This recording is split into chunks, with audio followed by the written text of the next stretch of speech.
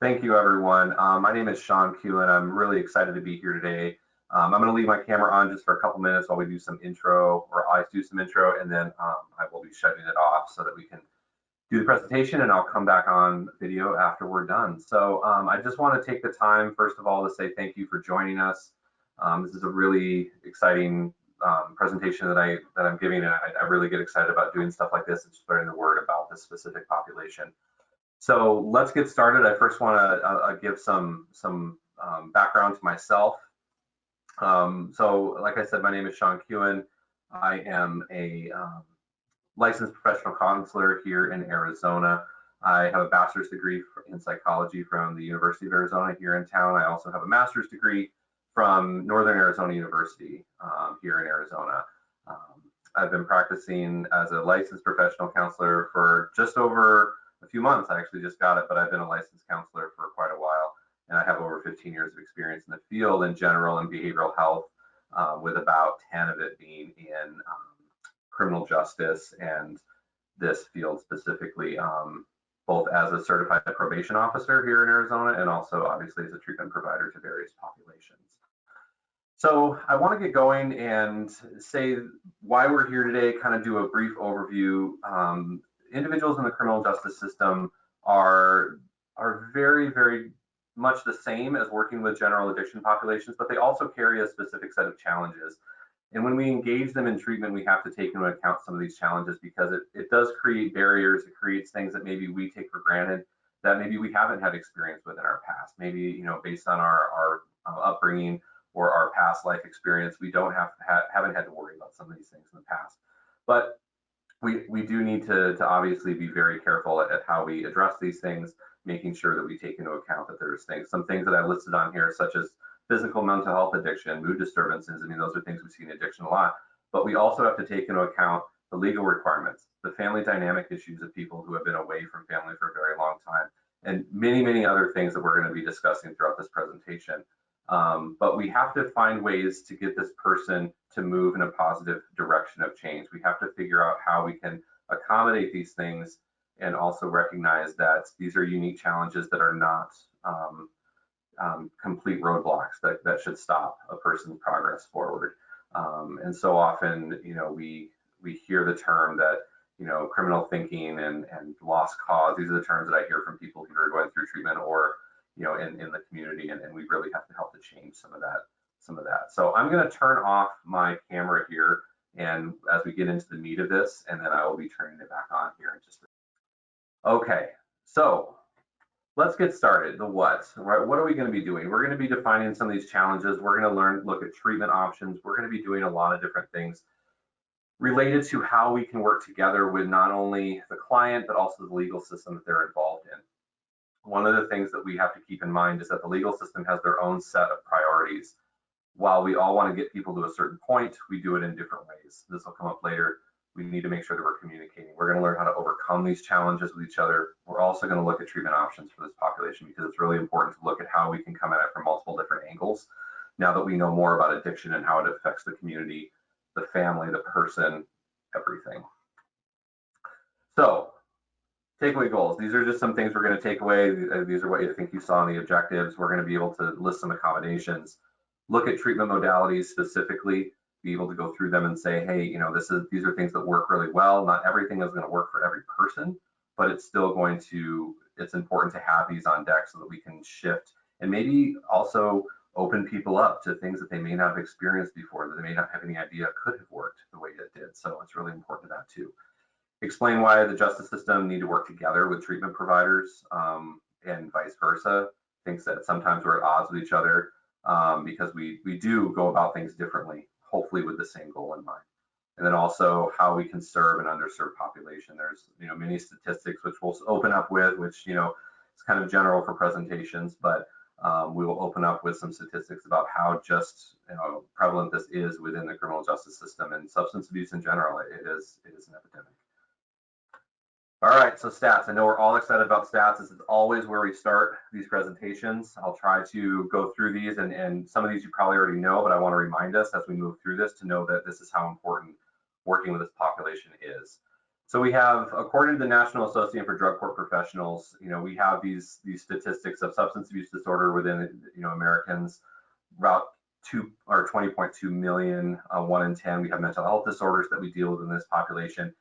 8 million of those, this is the most recent off of that source, but about 8 million of these individuals suffer from co-occurring disorders. So we not only have substance abuse, but we also have the co-occurring. And one would argue possibly that they're really, it's unlikely you'll have a substance abuse disorder without a co-occurring disorder, whether it's caused by the substance or that it's something that the person is reacting to and responding to with substances. So generally, we're going to see those together clearly. One of the statistics that always kind of sticks with this is 65% of inmates that we have struggle with addiction use, and that number is probably higher. This is what's reported at the moment, but we're looking at the fact that a lot of our inmates and a lot of people that we have incarcerated are struggling with substance abuse issues, either defined or non-defined. And then, of course, we have the big one that everyone kind of looks at, and there's new data out about this that just came out. More than 70,000 people have died from drug-related overdoses in 2019, according to the CDC. 49,000 of those were related to opioid deaths in 2019.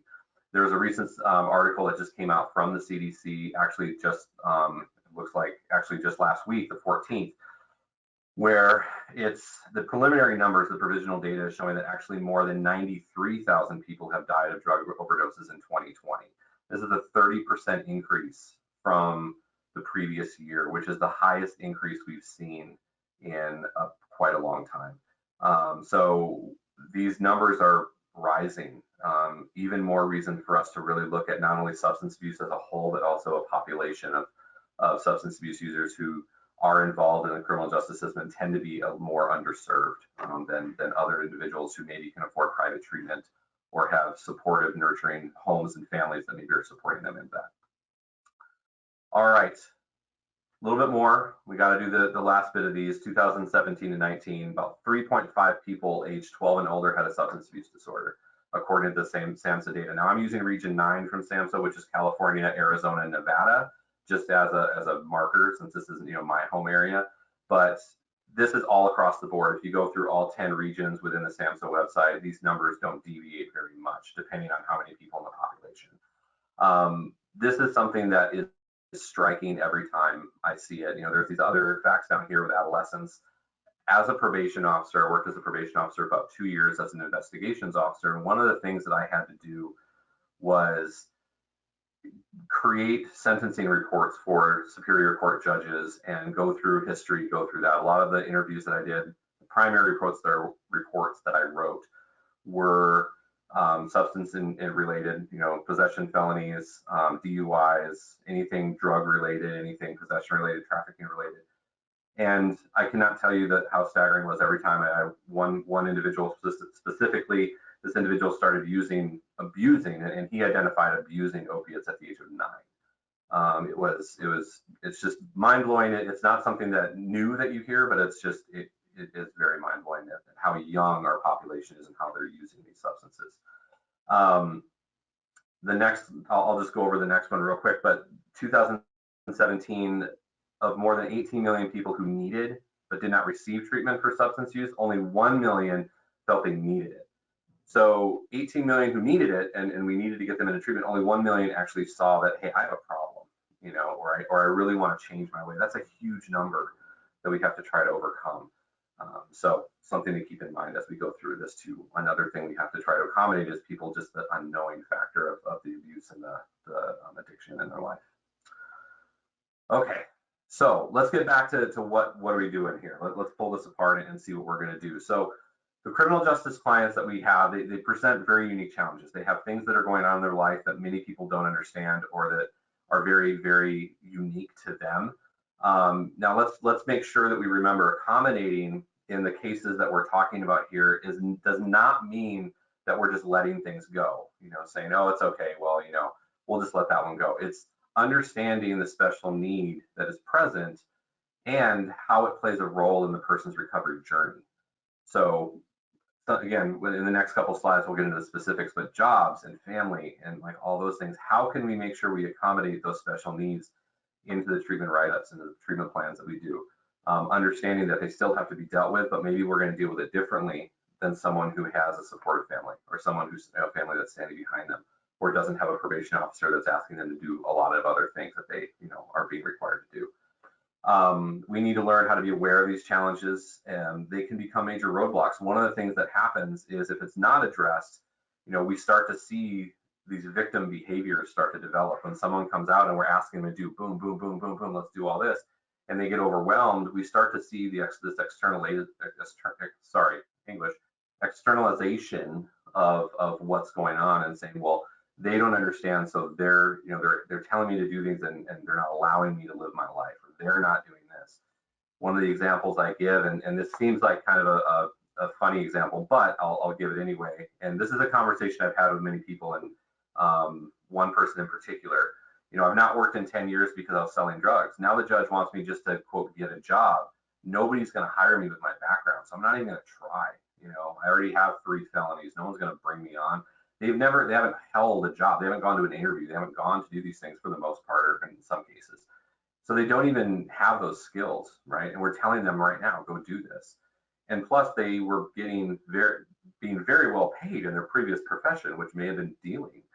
So helping them to reframe this, because if this isn't reframed and we just tell them, well, it doesn't matter, you got to go do it, they start to say, well, it's not my fault, it's their fault, because it's unrealistic expectations.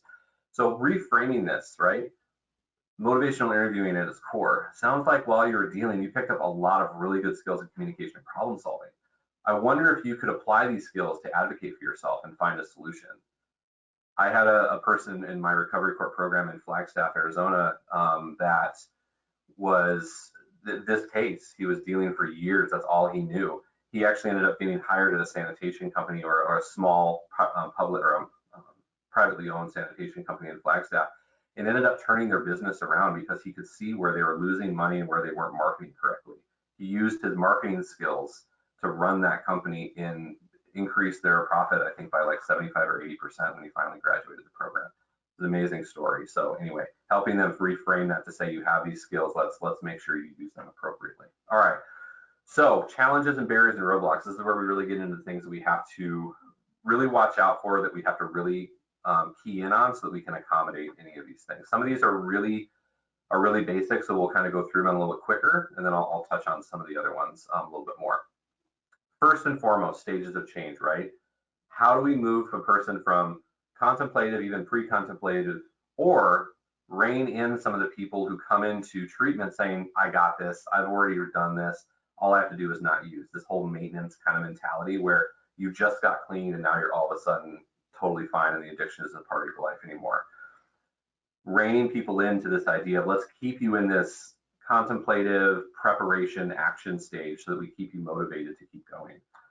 Another thing is, why are you here, right? I mean, people come to treatment for different reasons. Some are very, very positive and internal, and they want to do this. Other things are external. Again, moving people away from that external and more of an internal. Who or what are you doing this for? Something that I ask a lot of people in my groups, and we have discussions.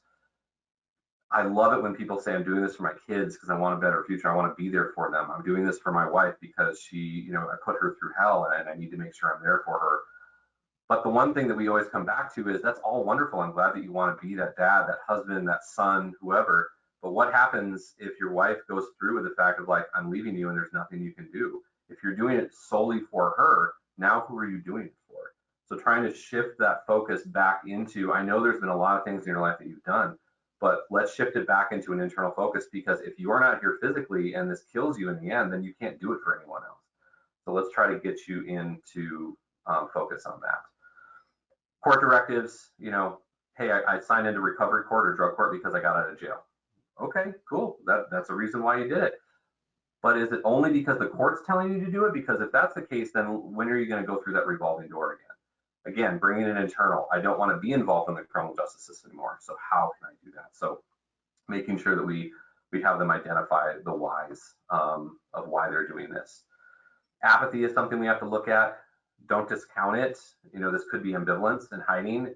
Someone, usually it's black and white, right? I don't want to get treatment, or I really need this. If someone's in the middle of, like, I don't really care, you can work with that. You can say, so it sounds like you're not really willing to go 100%, but you're also not a zero. Like, let's work with that. find some things that really hook you in and get you moving in your care. And then the last one is unaware. We see this a lot. You hear the term a lot. I'm a functional alcoholic. I'm a functional addict. Whatever. I was able to function. I held a job. I did all this. Maybe they're unaware of their need. They're not ready because they're unaware. So, all right. So we're not going to lose hope here. We're going to address all these things. We're going to wait for it. Here we come, and we're going to be going into a little bit more of what we need to watch out for. This is a big one.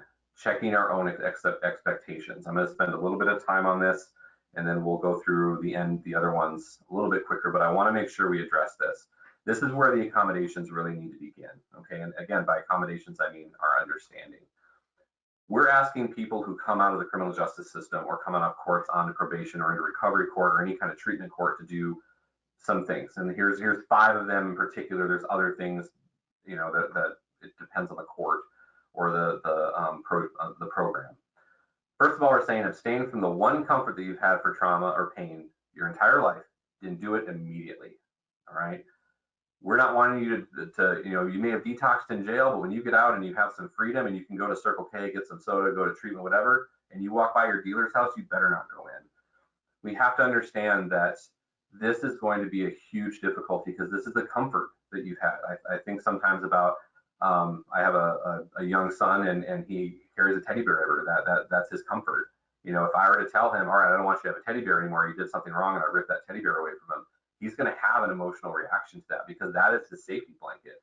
People in this world and who have been through jail, who have been through prison, who have been through horrible trauma or pain in their life, the drugs are a safety blanket for them many times. It numbs that feeling out. It makes them feel safe. It makes them feel like they can do what they need to do or just take it away. So we have to understand that abstinence is obviously key to success at some point in life. We have to understand that there's going to be imperfection in this time. There's things that we can do like sober living where they have support surround them. There's things like harm reduction. We can talk about that a little bit later. The other thing we tell everyone to do, and I mentioned this before, is to start working. Get a job. You need to be a productive member of society right now. TikTok, right now. One thing that I try to do, and I try to do with the clients I worked with, is, hey, maybe we need to look at this a little differently. The recovery court program in Flagstaff I was a part of had a really cool thing of like, you're young, you got a lot of time on your hands, a lot of time in the future. Maybe your job right now is school. Maybe you do a role in a public college or community college, or maybe you need to get enrolled in the GED program, finish school. That'll be your work. We can subsidize some of the other stuff. We can get you in a sober living house, or maybe you can work to pay off some of the rent, do some handiwork, do some cleanup, all that.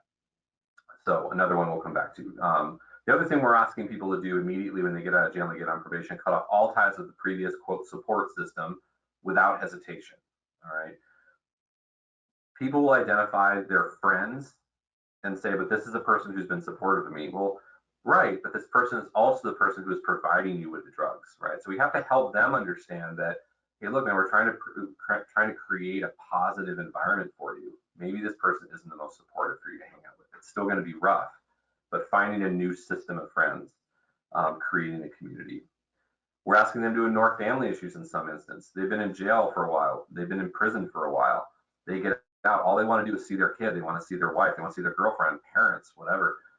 Maybe they can't do that right now because of domestic violence things that are going on. We have to coach them through this slow integration process back. If there's been abuse, if there's CPS or DCS involved, Child Protective Services, we have to help them understand, hey, man, that it may not be right away.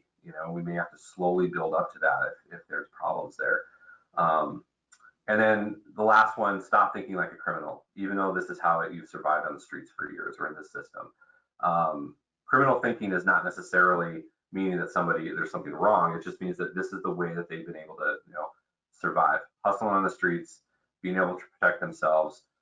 This is something that this is where the pushback comes whenever we have roadblocks that we hit or where we're pushing someone to do it, that criminal thinking tends to come out, especially when they get stressed, things start to kind of fire differently. I know that when I would push clients a lot, I would see people slip back into some of those criminal thinking patterns, stole beer, I did this, I skipped out on this, hey, that's all addictive criminal thinking. We have to address that. So we have to check our own expectations, right? We have to look at what we're asking people to do and understand that some of those things, while we need to get them done, may not be in 100% entirely possible immediately right after they get out. We may have some lead up time to that. So again, accommodations made. So we have to, this is just what I said, we oftentimes do not have the experience to know what it actually means or feels like. I can honestly say that there are times when I've asked people to do something like, do you have any idea what you're asking me to do? And I have to honestly say, no, I don't. And then we talk about that and they explain to me, well, this is what it means. And I have to, we take that in and hopefully and put it alongside everything else that we're asking them to do and give them a little bit of that grace. So, all right. One of the examples, we'll get back to this, but take away or initiate something for 1 week, 0 tolerance. It gives us, I've tried this before with some of my other staff and some of my coworkers, and it is very interesting. I'll have an example about that later. Oh, it's right here. Sorry, I missed that one. All right, so this is kind of something. This is a very extreme example, but this is what it feels like for someone who is in the criminal justice system, who has a probation officer tailing them or following them or checking in with them. For us, it seems flippant, and I don't mean to minimize this at all. This is just something that I was provided one time, and it popped into my head. Try giving up something. I put Starbucks or caffeine. Coffee is my thing.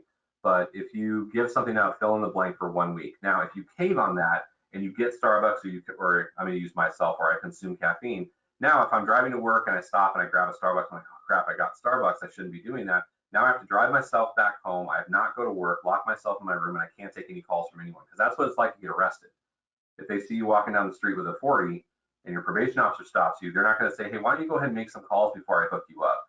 No, it's going to be put the beer down, hands behind the back, get in the car, we're going to jail. You're not going to go to work then. Work's going to be calling you saying, where are you? You're nowhere to be found. You're going to lose your job. This is the thing that we have to watch out for, and why people kind of get so anxious when they're on these things, because they mess up a little bit. The old way of doing things was, I'm going to get locked up and I'm going to lose all this stuff that I worked for. So again, something that we have to watch out for during this. There's a heightened anxiety level with working with this population, just based on the consequences that we've had in place for so long and people's experiences with law enforcement.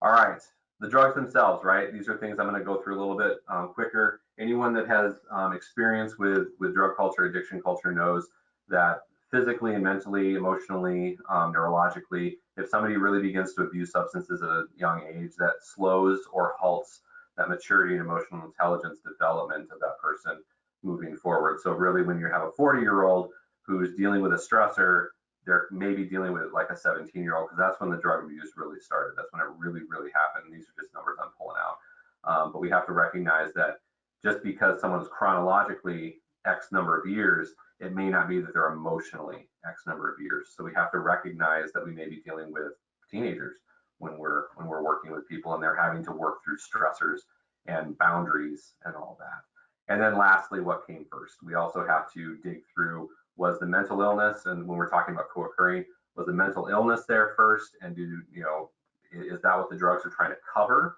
or was it something caused by the drugs and the substances they're using?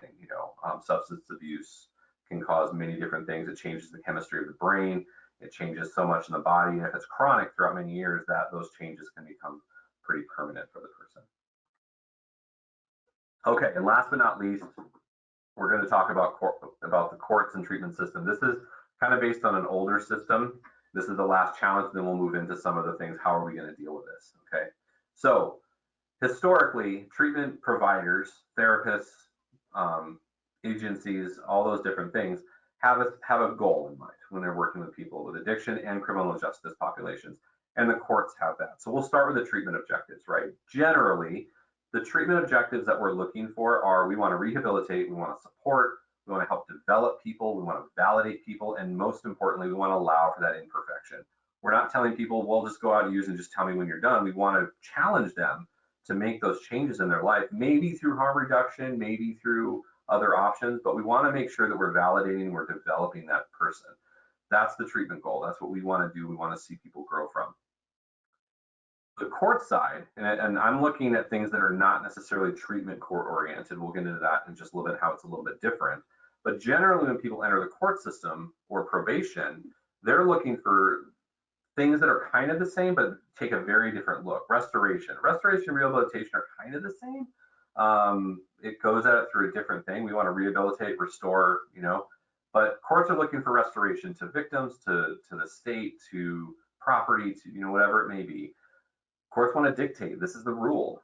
You're not going to deviate. This is what this is what we're dictating to you. Sign these conditions. There's an element of control. Clearly, we are going to make sure that we are keeping you in line. If something occurs that is against the rules, it can be very punitive. As a probation officer, I would write, again, reports for people who had violated probation, and we had to go through the revocation process of, you broke the rules, here's your sanction. Moving forward, if it happens too often, you're going to prison. And then courts generally demand compliance, clearly. I don't think it's very often you go into court, a judge, and say, well, maybe if you didn't this time, no, this is what you have to do. You respect the court, you respect the rules. So it's very, very rigid. Treatment objectives try to be a little bit more flexible when we're dealing with people. But the important thing is we have to work together. We have to understand that the court has a goal, and so do we. Really, in the end, they're different approaches, but we all want to make people a productive member of society, right? And one could argue, depending on the background that you come from, I've been in both systems, so I can kind of see how both play a role in positive and negative ways. But we need to learn how to speak to each other and speak each other's language. When I talk to a probation officer and they say, the terms of their conditions, the revocation, blah, blah, blah, I know that they're saying they're upset about them breaking rules. So I can come back and say, hey, let me work with them on some thought processing, some negative thinking. Let me get them hopefully to see how their thoughts are then leading to their behaviors and having those conversations. All right, so where do we begin with this? Treatment of substance abuse disorders. I'm just going to give some generalities, and then we'll move through this. Treatment of substance abuse disorders has gone through a massive transformation over the years. Okay, we've gone through a very kind of punitive, short-sighted, kind of that what I talked about just previously, a very rigid system, into something that's a little bit better at recognizing who needs the help that we're able to offer. So we have better utilization of identification, right? So we have this model that the one that I chose to put on here is called risk, need, responsivity. So what's the risk? How do we meet the need, and what is the need, and how do we respond to that? When I was in probation, I would write reports, like I said, for probation placement. And we here in Arizona and in Pima County have two major different arenas of probation. There's standard probation, and there's something called IPS, Intensive Probation Services. It's called different things throughout the country, but ours is called that. It's affectionately, I'm going to say, by the or funny for the participants of IPS, it's instead of intensive probation services, in prison soon. Arizona is a little strict in their prison system or in their probation system. If someone goes on IPS, they're taking it for granted they're going to be in prison pretty soon. Recovery courts and treatment courts lie somewhere between those two, standard and IPS. So again, get into that here in just a little bit. But one of the things that I did in reports, I would assess risk, and then we would place people accordingly, whether it's in a specialty court like recovery court or domestic violence court or whatever, or it would be standard or IPS, and then a lot of things in between, like I said. So we're better at utilizing these identification and risk tools. We've also shifted from a punitive and guilt-based system to more of a rehab-oriented system. I think more and more we're starting to see that, especially when it comes to addiction and substance-related crimes, it's not something that we have to just lock the person away because they're a lost cause. We can actually rehabilitate, we can actually work with people. And I'm not saying you can't do that with other presentations, but I think for addiction, we've really started to see that, hey, there are some really good positive outcome measures that come from it, giving people treatment instead of just locking that person up. We have further development in the disease model. We have more acceptance around this, and there's a lot of different things that people are believing, or not believing, that's the wrong word for it, but there's different philosophies that people ascribe to, right? Some is the disease model, and then there's some other ones, but we want to make sure that we're looking at everything. Whatever we do, we have a better understanding of. And also we're using multiple treatment approaches. So we not only have one thing, it used to be just CBT and sanctions, right? We're going to work on changing your thoughts. If it doesn't work, we're going to put you in jail. Now we have just a huge array of things that we can do. We'll get into those here in just a second as well. And then the effects of drug and alcohol on the body and minds are more understood through MRIs, through different scientific research, through different studies.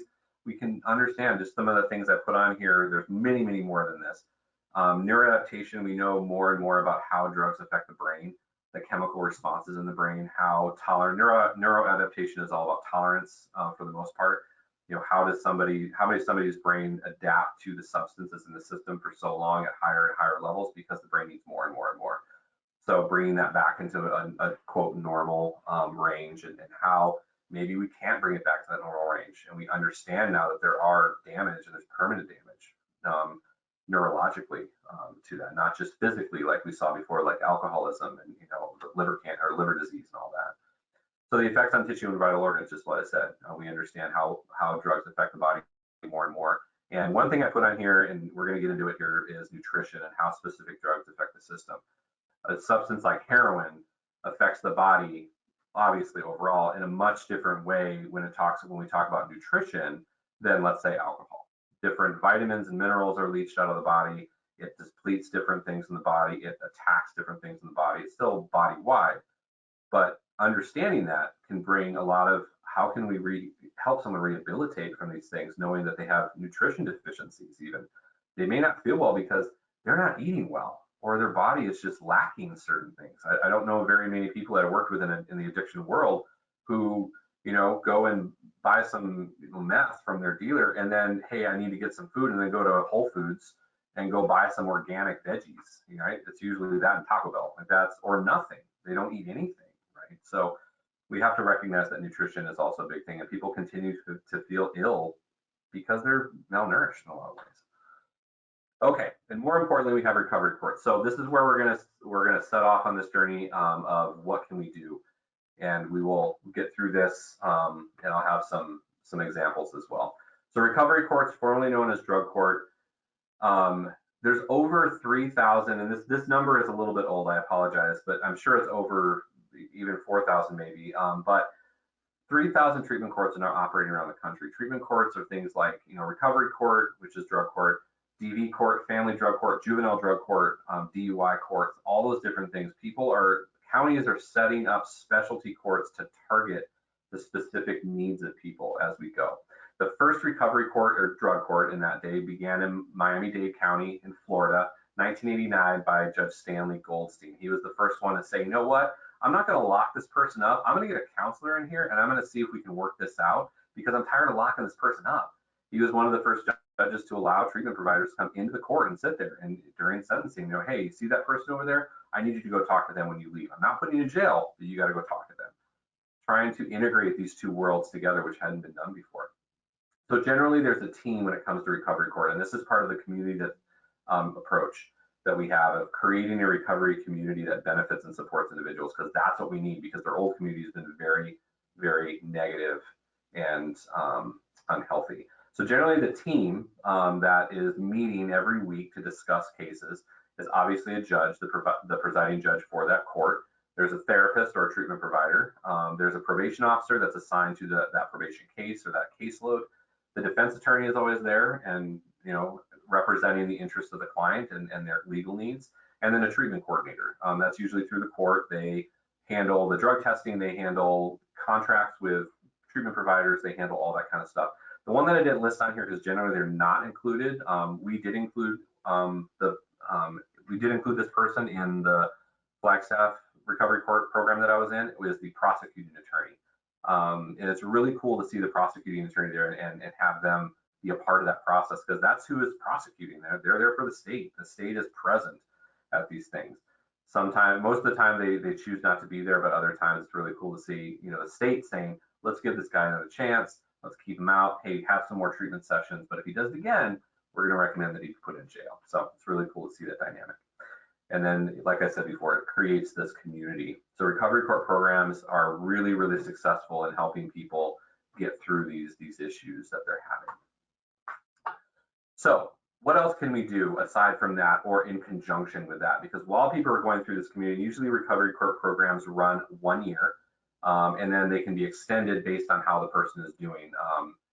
In Flagstaff, the person had to be clean 90 days before they could get off of recovery court. So if there was a relapse, then they would be extended. So anyway, what else can we do in conjunction with this? It's not just the people who are going through recovery court, but it's also us as providers that need some support. So in custody treatment programs have become really big. The one that we had here in Arizona was something called Exodus, which is a treatment program they go through. It's generally AA based, but it's also very much CBT based. They do a lot of matrix stuff. But it helps the person get ready. It helps with readiness. It helps that treatment readiness that people sometimes struggle with. The other thing is for supervision and law enforcement entities, we need to be able to train not only treatment providers, because that's an ongoing thing. We all have to keep up our skills and keep up our knowledge, but also law enforcement and supervision. I've had a lot of things, a lot of discussions with people who are police officers, probation officers, parole officers about how can we effectively communicate with your probationers and your defendants. When I was in the probation department here in Arizona, I was one of the motivational interviewing trainers, and I would go through and train probation officers. How do we do motivational interviewing? How do we have a conversation with someone that's going to move them instead of having them shut down and close off? It increases empathy and effective communication. The other thing is it's trauma-informed care. You know, we need to make sure that we're recognizing that these people are dealing with so much trauma in their lives, either from family and developmental trauma or from personal trauma, just from the use of drugs and the trauma they put themselves through their lifestyle. And then we have practitioner training. We need to make sure that we are training ourselves. We're keeping up on this. It's interesting because so many people believe that addictions treatment and addictions counseling is somehow special. And while I agree it does work with a special population, it is so easy because this population is really at the core so hungry for connection. And it's very easy to be honest with people. It's very easy just to be present with the person. Addictions treatment, there are certifications for specific addictions treatment, to be a certified addictions counselor, stuff like that. But anyone can do this, and it's really just getting to know that this person is broken, they're hurting, they're in pain, and we have to be able to work with that. Okay, so treatment modalities. The one that we all know, CBT, right? How can we change our negative thinking to something more meaningful? Recognizing that an event causes a thought, which then causes a behavior, which then causes a consequence. Many people skip over that thought. It's really interesting for me to go and talk to people and say, you know, hey, you know, this person really pissed you off. What happened before you punched them in the face? Well, they just got really, really angry. Well, what were you thinking though? Like not in a flippant way, but what were you thinking when you decided to punch them? Well, I don't know. Let's talk about that thought, because maybe if you stopped at that thought, even momentarily, and said, you know what, I know this person really pushes my buttons, that short circuits that behavior. So how can we change the thinking? Something that is still very, very useful. DBT is becoming more and more prevalent. It's not just for borderline personality disorders anymore. It is so important for people to learn to manage distress tolerant and learn those distress tolerant skills and emotional regulation skills.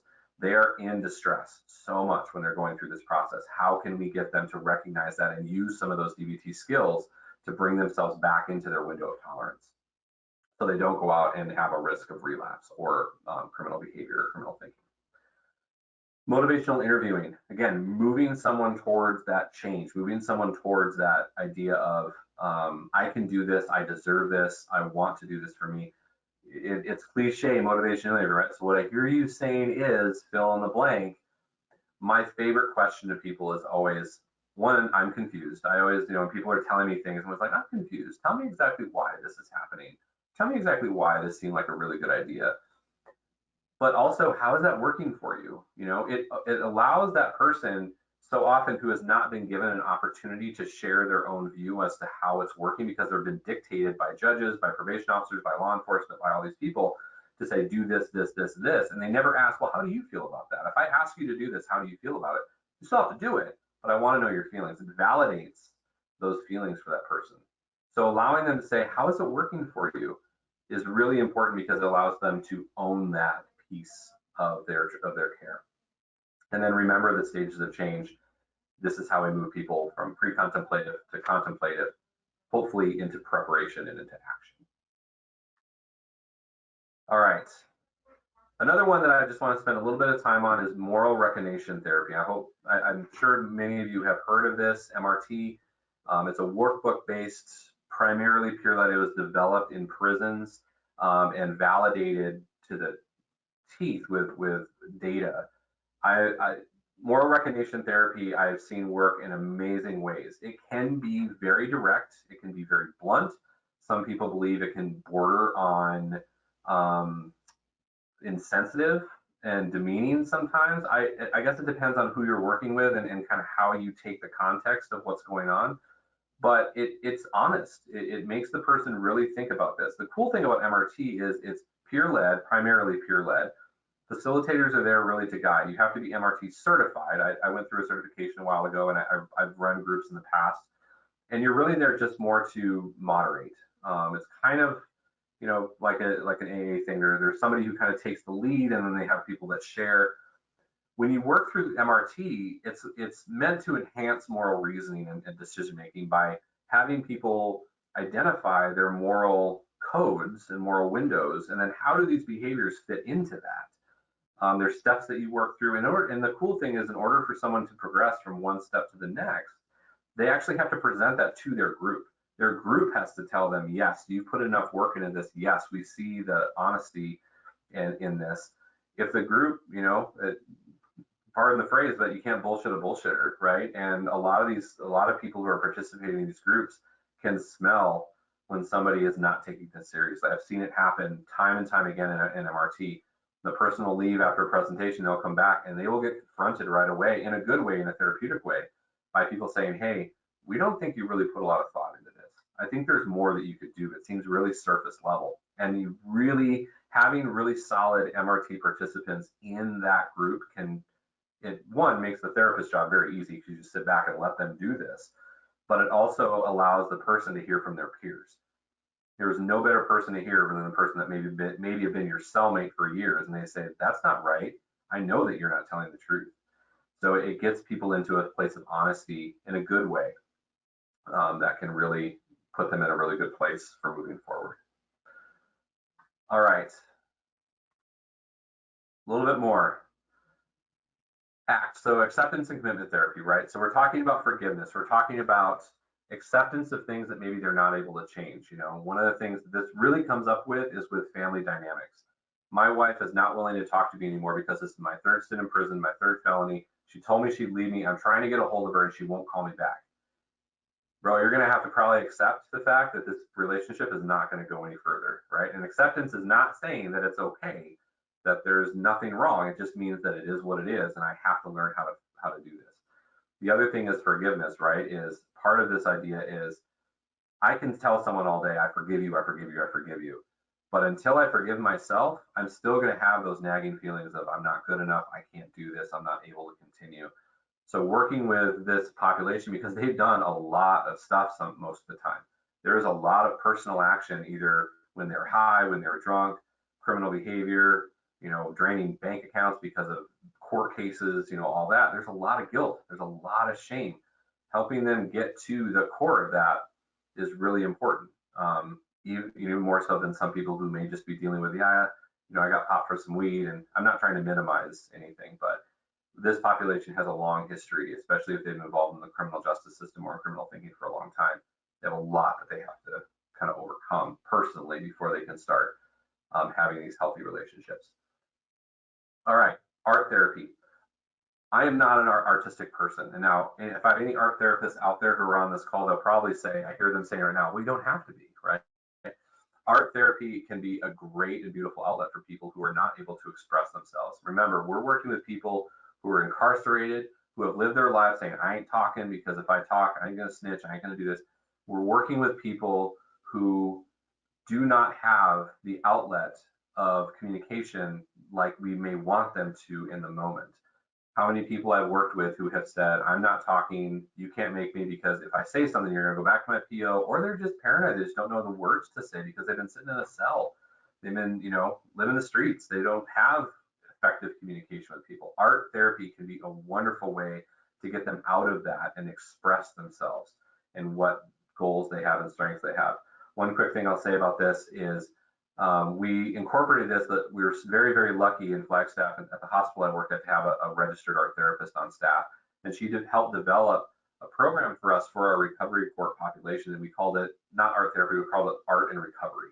It wasn't something that we needed an art therapist to interpret. It was very, kind of baseline stuff, but allowed for expression. It allowed for us to say, wow, you have a lot of skill, you have a lot of passion, you have a lot of personal motivation, or you have a lot of a great, sense of self that comes out in your art. There was a gentleman that it was constantly very difficult in one of my groups to talk. He was a nice guy, but just wouldn't talk.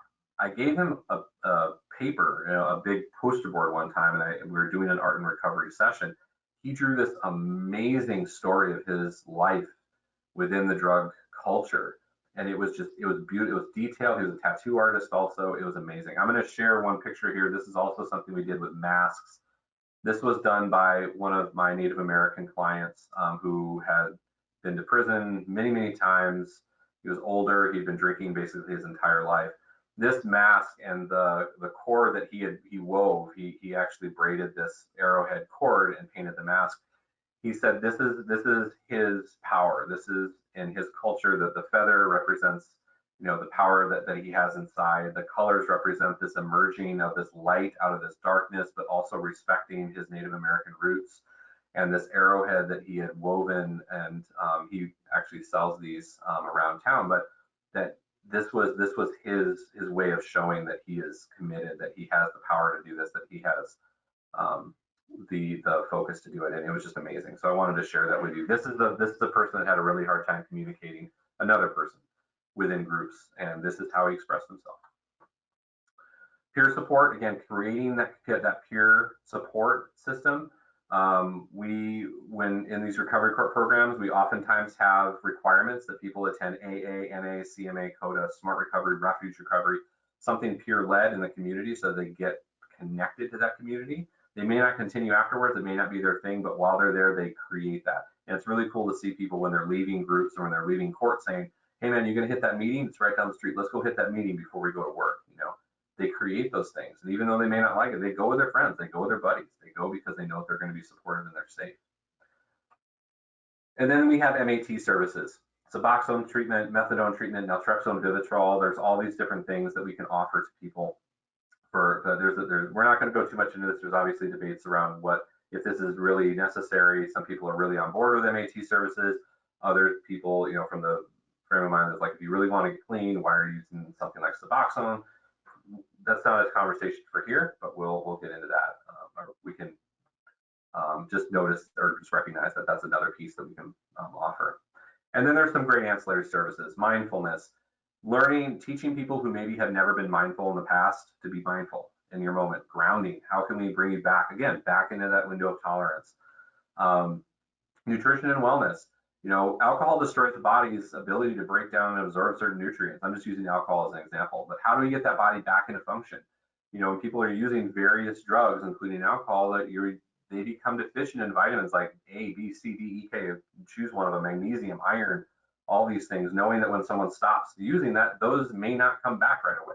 So helping people get into primary care services. We had a nutritionist on staff at our program. So she would come in and talk to people about, hey, you got to eat well. We actually had people go down to the store with our nutritionist. She would show them, these are the foods you need to eat to replenish your body's nutrients and replenish this wellness that you have for your body. So recognizing that poor diet due to lifestyle and financial ability or just what the drugs did is really important. Can't really progress and sit in treatment if you feel like crap all the time because you're deficient in various minerals and vitamins. And last but not least, harm reduction and advocate programs. It's really important for us to understand that some people just are not willing, cannot commit, are not ready to stop right away. Again, highly debated, right? If somebody is going to be using drugs, how can we make it safe, right? That's not the first thing we go to. There's needle exchange. This is a big thing out in California, some of it here in Arizona. But another thing that's really picking up steam and really going is Narcan distribution. When I was running these programs and just in my daily practice, I have a bag of Narcan in my office. If I know somebody is using opiates specifically, put this in your bag.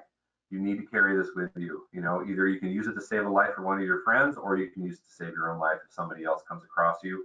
I had someone that actually put a label on their backpack that said, backpack contains Narcan. So because they said, I can't stop, I'm trying, but I can't stop, and I'm afraid I'm going to die. Take this with you, carry this with you. I'd rather you have it so that you can come back alive than hear about another statistic on the news and be dead. But that's the problem, is there's some stigmatization, and they're like, I feel bad about asking for this, so I'm just going to keep using it. So, all right. So we're going to kind of go through this. We only have a couple minutes. I apologize. But how can we bridge the gap? This is about the communication, right? We need to learn to communicate. We need to learn to get to a point where we can talk to one another and not have this drama back and forth that sometimes we see. Regular staffings discussed from all parties about responses to issues and concerns, right? How can we get everyone at the same table to get without the need and then come together for a solution? Understanding the roles of who will address what. A treatment provider is not going to go arrest someone for a probation violation. And most probation officers are not going to go into a session with someone related to how this is affecting them and why they're so anxious. But we can work together to have that conversation, and how, you know, I'm going to talk to them first. If that doesn't work, then we're going to work out a solution that's going to fit the person and to help them grow clinically. And then we have a reward system that incorporates treatment and legal incentives. How can they get money off for doing extra community service on top of that? There's a program out there that gives you, basically for every hour extra, you get $10 off your restitution, right? So, or the legal fees and fines. How can we get people to be actually engaged because they're getting something out of this that's not just, you know, maybe losing their felony, but actually getting something else out of it. And then a team approach with a judge as guiding the ship, right? Firm yet open to flexibility, right? And the flexibility, we need to make sure that the client, that they're moving forward. If the judge, if the probation officer and the treatment team both say this is their thing, this is what I want, this is what I want, and the judge sides, I'm going to say sides, but goes, you know, errs on the, you know what, I just can't do this anymore, I have to impose a sanction and go with probation, the treatment provider coming behind and saying, you know what, I respect that. Maybe I can go see them in jail and we can do a session, you know, as a visitation. Or maybe when they get out, if it's 24 hours, I'm going to have them in my office the day they get out so we can talk this and process this. There's always ways to work with this, as long as we're talking about it and there's trust between the teams to be able to say, I trust the probation officers doing their job because they know that this is the only option they have. I'll do my job afterwards, or vice versa. All right, so let's wrap this up. While substance abuse, you know, we have more understanding. It's grown so much. We have to make sure that we continue to accommodate and understand that we need to work with people on a daily level or on a daily basis. Communication, when working with a team, we make sure that we're using different approaches, that we have clear and open lines of communication, and it's done regularly. I don't know if I can emphasize, I didn't put it in bold letters, but I should. Regularly, we have to regularly communicate. And last but not least, we have to make sure that we're not just approaching this in one way. We have to be able to approach it from many different ways and maintain flexibility, but also set clear boundaries. People have not experienced boundaries in a healthy way many times. And this is really what I put up this on my board in my groups many times when I start groups and during the time that people are in a group. Has to be free to share but not glorify, has to be honest but respectful, and it has to be open, but it also has to remain confidential. So we have to make sure that we're creating a safe space for people to be honest, but also understand there's boundaries in that. Okay, that's all that we have. I am sorry that I rushed through that last one, but I hope that it was beneficial. I'm going to turn my camera back on here so that I can be here. There we are. Hello, everyone. And let me see. I think the other thing that we're going to do is I'll give you some of these references. We are going to open up some questions. Let me see if we have this. Expand this out. I'm very sorry. All right. Let me go. So there's one question here. I'll just start at the top right here. Who can provide court-ordered alcohol and drug evaluation and assessment? So it really depends. I know we only have a couple minutes, so I'm only going to get to a couple of these, but it really depends. If someone is certified, even as with a master's degree, I've had master's level clinicians do some alcohol and drug evaluations. There's no diagnosis related to that, but they can definitely look at behavior patterns and look at how this person may or may not benefit from treatment. The other thing is, you know, there are certifications for substance abuse disorders or treatment. As an LAC, now as an LPC, obviously I do those a lot. I do a lot of consultations, but there isn't really specifically anything unless there's a condition from the court entity or from the judge.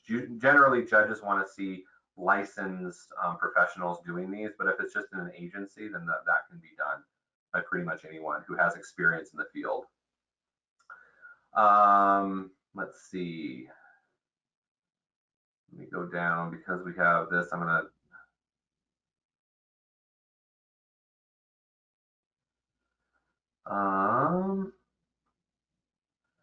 let me see. Just going through. All right, so there's one up here. I'm going to read this. It's kind of long, but I want to make sure that I address it here. I'm an LMSW. I have a client who is newly on probation and pre-contemplative. She is a highly intelligent professional who is telling me I'll only give you release information to tell my PO dates of service because otherwise I will censor what will tell you. I'm just going to read it to myself. I'm sorry. Explore pros and cons of such. Explained, may be subpoenaed to share my records. My client is an actual legal expert, says I have a parent. I told her I need to check with my resources related to my legal obligations as a therapist. I may be subpoenaed to share my impressions. My client said that she will not disclose. So my question is, what is my role here regarding legalities?